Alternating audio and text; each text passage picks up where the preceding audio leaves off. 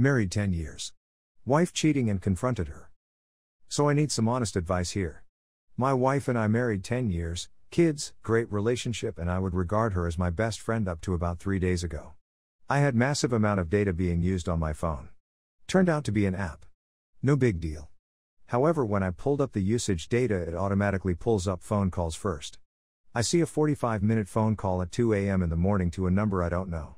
So I look up the number and how many calls, how long, etc. Turns out there is 37 calls to this number, 25 of them after I have been asleep in bed.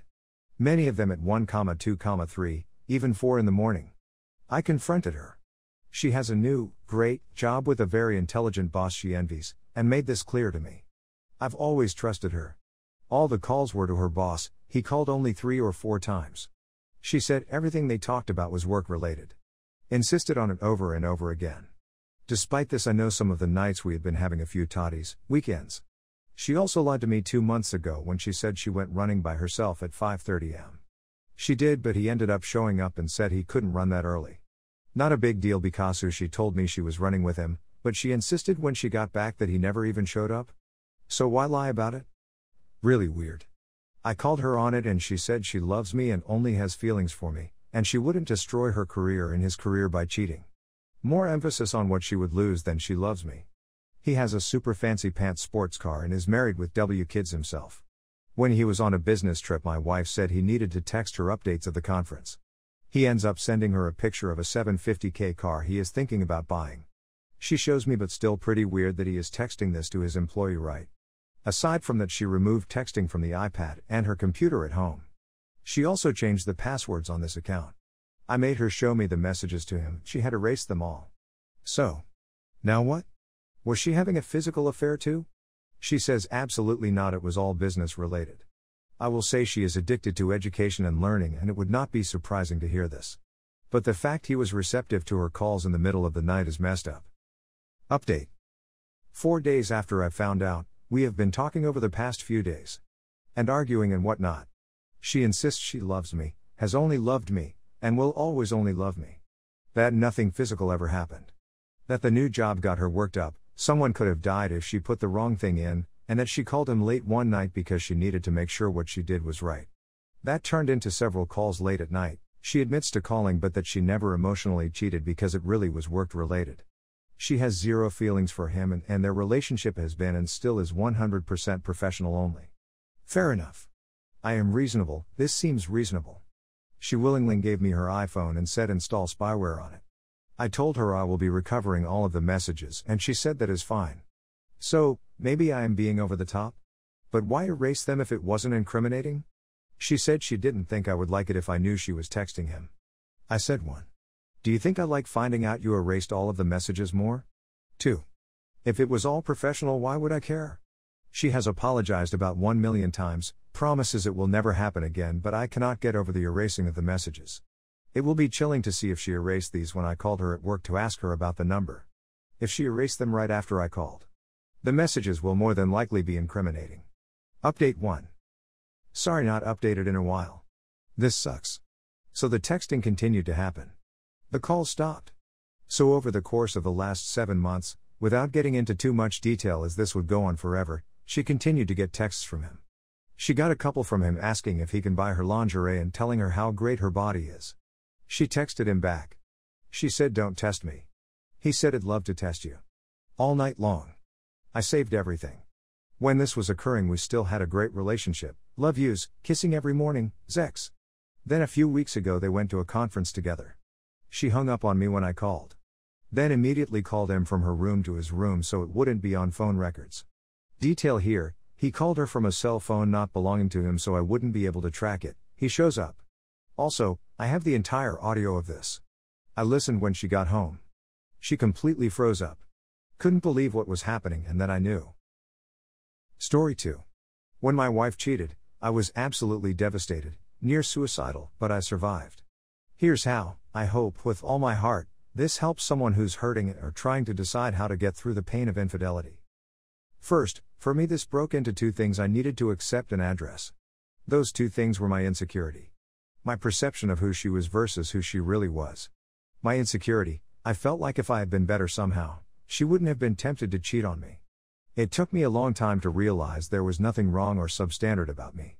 I am who I am, warts and all. And if she didn't like who I was, cheating on me would not solve the problems between us. But while I was in the thick of it, I couldn't shake the feeling that I was somehow less than worthwhile. Since then, I have done a ton of work, with professional help, on my self-esteem. I have discovered why I felt less than, and I have also discovered why I had a shaky sense of who and what I was/am. In a sort of adjacent issue, I discovered that I have absolutely no control over other people. My insecurities led me to believe that if I could possess someone through marriage that I owned them. That I had a right to expect them to behave in certain ways. I have learned that part of the problem was that I believed her promises to me, our marriage vows, were somehow binding. They weren't. She was always free to do whatever she pleased. Don't get me wrong, if she couldn't commit to those promises, she probably shouldn't have made them, but people change. She may have truly meant it when she made the promises she made, but later changed her mind. It would have been nice if she would have said so, but even saying so or not, is a choice she gets to make without any input from me because I don't own her. My perception of who she was versus who she really was. I believed I knew her. I believed that knowing who she was, enabled me to predict how she would act and that I could rely on my perception of who she was to keep me safe from emotional upset. I was wrong, mainly about who she was. I thought she was someone who would never cheat on me. Someone who couldn't cheat on me. As far as I knew, she had never cheated on anyone else with whom she had been in a relationship. But her cheating showed me she was someone who could cheat on me.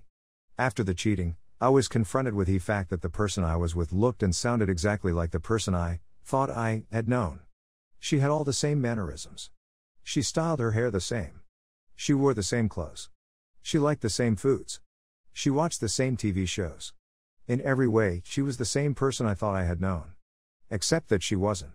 The person I was with after she cheated on me was a person who was interested, sexually, in others. She was a person who couldn't keep her marriage vows. She was a person who could lie to me. She was a person who didn't mind inflicting the pain of infidelity on me. For me, that made her a completely different person. But she looked, sounded, acted, smelled just like the person I was in love with. That's what made it so hard, so confusing. So hard to come to grips with and get over. It took me a long time to realize I had just been wrong about her, which really fed back into my insecurities. If I couldn't tell the difference between someone who loved me and someone who didn't mind hurting me, where did that leave me? How could I ever trust my own judgment again? Truth be told, I am still, at some level, in love with that person. I just accept that I have never actually met that person yet. The person who looked like the person I was in love with, wasn't actually the person I had fallen in love with. In the end, I decided I didn't want to be with the person she actually was. That's not the way it would have to be for everyone, that's just the decision I made at the time. I could see that I was beginning to mistreat her because of my pain and anger. I didn't want to be the person I was becoming. I could see, dimly at the time, that I wasn't going to be able to get over what she did unless I moved on without her. Under a different set of circumstances, I believe it might be possible for someone to accept the things that were ultimately true and find a way to fall in love with the other person based on who they actually are rather than who they were perceived to be. I have a friend who was able to make this his reality after his wife was unfaithful, so I know it's possible. To tie all these things together, here is where I am now. I have learned to trust my judgment again, but not in the same way. When I enter into a relationship with someone now, I do it with my eyes open. I don't believe that the relationship will give me ownership rights over them. I recognize my own responsibility in loving and respecting myself, and not expecting that to be provided by someone else. I recognize that they are not giving up their agency as a human being as we enter into a relationship. I recognize that all relationships end, either in breakup or the death of one of the parties. I recognize that in almost every case, one person will be done with a relationship before the other, and that's okay. It sucks if I happen to be the person who's not ready for the end, but if I truly love someone, then I should want what's best for them through their eyes. If I can't do that, then I don't love them. I want to possess them. I want them as my property. That's not love. I recognize that two people can love each other but their togetherness can be toxic. I now have several exes who I am great friends with, but over our time together as lovers we discovered that it wasn't good or constructive for either of us to be together. I hated what happened in the infidelity and subsequent divorce. It hurt so much. Bad in a way that can never be described to a person who's never been through it. But at the same time, I am so grateful for it.